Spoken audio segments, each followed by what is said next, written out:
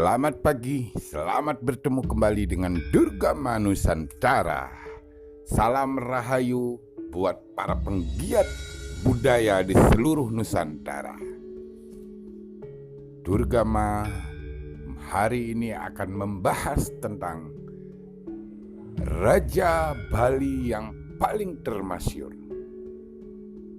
Siapakah beliau? Beliau adalah Sri Darmo Udayana Warmadewa, atau orang lebih mengenal dengan nama singkat beliau, Prabu Udayana.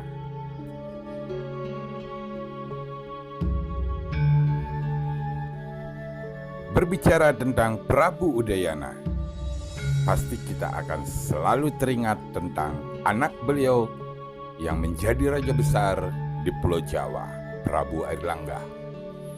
Prabu Udayana adalah Raja Bali yang memerintah pada tahun 989 Masehi sampai 1011 Masehi.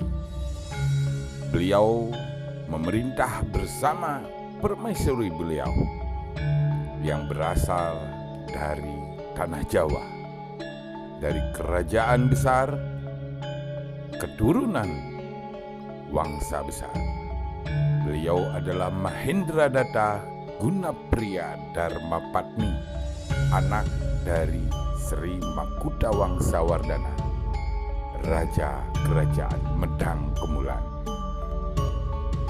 Sri Darmodayana Warmadewa, beliau terkenal, termasyhur karena kewibawaan dan kebesarannya. Dipuji dan dihormati oleh para pendeta dan oleh para raja-raja, dan dikenal sampai ke seluruh Pulau Jawa. Sehingga beliau akhirnya bisa mempersunting putri Raja Pulau Jawa yang sangat utama, yaitu Putri Sri Makuta Wangsawardhana yang menjadi raja besar di Kerajaan Medang Kemulan. Ratu Mahendradatta Gunapriya Dharmapatni, beliau persunting dan menjadi istri beliau, permaisuri beliau, dan menjadi ratu di Kerajaan Bali.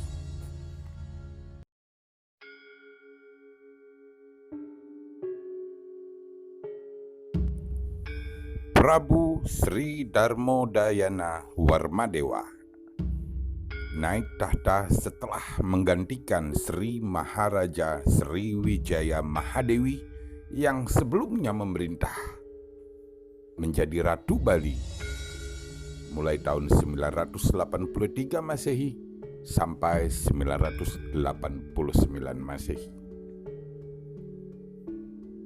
Sri Darmodayana Warmadewa di zaman pemerintahannya, hubungan Kerajaan Bali dan Kerajaan Mataram kuno atau Medang Kemulan berjalan sangat baik. Demikian pula pemerintahan setelah pernikahan beliau dengan Gunapriya Dharmapatni dan menjadi ratu Kerajaan Bali. Pemerintahan berjalan sangat baik, masyarakat tentram, tenang, dan bahagia. Di dalam memerintah kerajaan, mengangkat 11 senopati untuk mengatur negeri Bali. Senopati Wrasaba, Pancakala, Wanarasi, Senopati Tira, Senopati Danda, Senopati Wit, Senopati Biut, Senopati Kalabaksa, Senopati Kuturan, Senapati Maniringin, dan Senapati Sarboa. Ke-11 senopati bertanggung jawab kepada raja. Dan kepada para senopati, mereka diberikan imbalan dalam bentuk sawah bukti yang menjadi penghasilan buat para senepati. Para pemuka agama menjalankan ibadahnya dengan sangat baik dan upacaranya berjalan sangat semarak. Perubahan penulisan prasasti tidak lagi menggunakan bahasa Bali kuno, tetapi mulai menggunakan bahasa Jawa kuno atau bahasa kaum. Pada zaman pemerintahan Prabu Darmadayana Warmadewa, Bali mendapat berkah kedatangan 4 rohaniawan dari tanah Jawa. Dari Jawa Timur, beliau hadir ke Pulau Bali sebagai pencerah rohani buat masyarakat Bali. Yang pertama beliau yang hadir adalah Empu Semeru. Beliau hadir di tahun 1999 Masehi dan bertempat tinggal di Pura Besakih selaku pemelihara Pura Hyang Putranjaya yang sekarang dikenal dengan Pura Ratu Pasek. Empu yang kedua hadir adalah Empu Gana. Beliau beraliran Ganapatya. Hadir pada tahun 1000 Masehi. Beliau mengambil tempat di Gelgel dan beliau kemudian membangun pura dasar Buana Gelgel. Empu yang ketiga yang hadir adalah Empu Kuturan. Beliau adalah seorang Buddha Mahayana. Beliau mengambil tempat di Padang Bae dan kemudian membangun Pura Silayukti. Empu terakhir yang hadir ke Pulau Bali adalah Empu Genijaya. Beliau seorang Brahmanisme. Beliau hadir ke Bali pada tahun 1006 Masehi, bertempat tinggal di Gunung Lempuyang dan membangun Pura Lempuyang Madya. Keempat rohaniawan dengan mazhab yang berbeda, dengan sekte yang hadir ke Pulau Bali dan memberikan pencerahan rohani buat masyarakat Bali. Masyarakat Bali menerima semua sekte dengan baik, namun lama-kelamaan juga terjadi benturan antar sekte dan pada zaman itu akhirnya semua pemuka-pemuka agama sepakat untuk berkumpul di Samuan Tiga. Satu tempat yang digunakan untuk merumuskan tatanan kehidupan beragama di Bali. 9 sekte yang ada di Pulau Bali hadir untuk sama-sama mencari kesepakatan dan merumuskan bagaimana tata kehidupan beragama di Pulau Bali. Akhirnya di dalam pertemuan tersebut disepakati 5 buah kesepakatan. Yang pertama adalah Trimurti sebagai dasar keagamaan bagi semua sekte dari semua aliran. Kedua, mendirikan pura kahyangan untuk setiap desa adat dan pakraman. 3, di setiap rumah dibangun bangunan suci Rong 3 yang disebut dengan Sangah Kemulan. Yang keempat, semua tanah pekarangan yang terletak di sekitar desa dan dekat Pura Kahyangan 3 menjadi milik desa atau milik Pura Kahyangan dan tidak bisa diperjualbelikan. Dan yang kelima, nama agama disepakati adalah agama Siwa Buddha.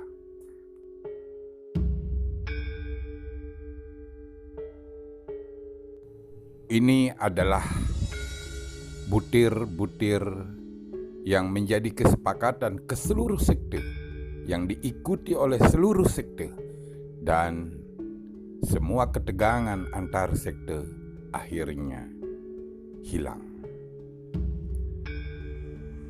Dan inilah yang menjadi budaya dari Bali sampai sekarang ini. Salah satu peninggalan zaman Prabu Dayana Warmadewa yang dinikmati oleh masyarakat Bali sampai detik ini. pemahaman, ajaran keagamaan, penyatuan antar sekte, dan menghilangkan hal-hal yang terkait dengan ego dari masing-masing sekte. Tempat pertemuan yang bersejarah tersebut kemudian dibangun pura yang disebut dengan nama Pura Samuan III. Selama memerintah Kerajaan Bali, beliau mengeluarkan 5 buah prasasti. Yang pertama adalah Bebetan A1 yang berangkat tahun 989 Masehi. Kemudian Sre A2 yang berangkat tahun 915 Saka atau 993 Masehi. Yang ketiga adalah Buahan A 916 Saka atau 994 Masehi. Keempat Sading A angka tahun 923 Saka atau 1001 Masehi, dan terakhir adalah Tamblingan Pura Endak II. Adapun isi prasastinya adalah Bebet A, desa baru yang baru mengalami perampokan diberikan keringanan dalam menjalani kewajiban. Sementara prasasti Buahan A adalah izin yang diberikan kepada desa Buahan untuk lepas dari desa induknya yaitu Kedisan. Sementara prasasti Sading A, banyak warga desa Sading yang harus pergi meninggalkan rumah karena banyaknya tamu yang berlaku tidak sopan, tidak senonoh, dan membuat keadaan tidak aman. Dan diharapkan setelah aman penduduk bisa kembali lagi ke desanya. Sementara ada juga prasasti lain, yaitu prasasti Batur yang atas nama Prabu Udayana sendiri. Berangkat tahun 935 Saka. Yang isinya perwakilan warga desa Air Hawang atau Abang didampingi pejabat rakyat Asba yaitu Diah Manjak, memohon keringanan pajak dan keringanan menunaikan kewajiban gotong royong untuk raja karena kondisi keadaan desa yang belum mampu. Atas hal tersebut, Prabu Dayana Warmadewa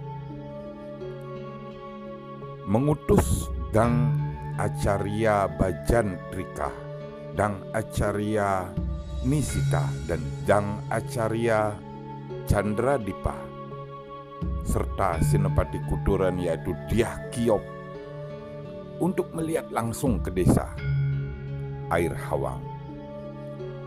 Setelah dilakukan cek oleh keempat utusan yang diperintahkan oleh Prabu Udayana, kemudian Prabu Udayana memutuskan menyetujui permohonan dari warga desa Air Hawang. Selain itu ada juga 5 buah prasasti pendek sebelum Prabu Udayana turun tahta. Ada prasasti Besaki, prasasti Batu Madeg, prasasti Ujung Pura Dalem, prasasti Gunung Penulisan A, dan prasasti Sangsit B. Demikian banyak prasasti-prasasti yang diterbitkan oleh Prabu Udayana, menandakan bahwa di zaman pemerintahan beliau, pemerintahan berjalan sangat baik. Tata kelola pemerintahan berjalan sangat baik. Masyarakat bisa berhadapan langsung, menghadap kepada raja melakukan permohonan. Dan raja juga memberikan tanggapan dengan cara beliau sendiri. Sebagian besar permohonan-permohonan yang dilakukan oleh masyarakat atau rakyat beliau, setelah dilakukan pengecekan permohonan, sebagian besar dikabulkan. Prasasti Besakih dan Prasasti Batu Madeg sebenarnya berangkat tahun 1393, tetapi merunut pada prasasti yang sebelumnya pernah diterbitkan pada tahun 929 Saka atau 1017 Masehi saat pemerintahan beliau. Masyarakat mengenal prasasti Besakih dan Batu Madeg ini sebagai prasasti Empu Beradah. Asumsinya, Empu Beradah pertama kali datang ke Pulau Bali pada tahun 1017 Masehi. Terkait kemungkinan kelahiran dari Marakata atau anak bungsu atau wafatnya Gunapriya Darmapatni. Sementara Goris menilai bahwa Gunapriya Darmapatni wafat pada saat melahirkan anak bungsu.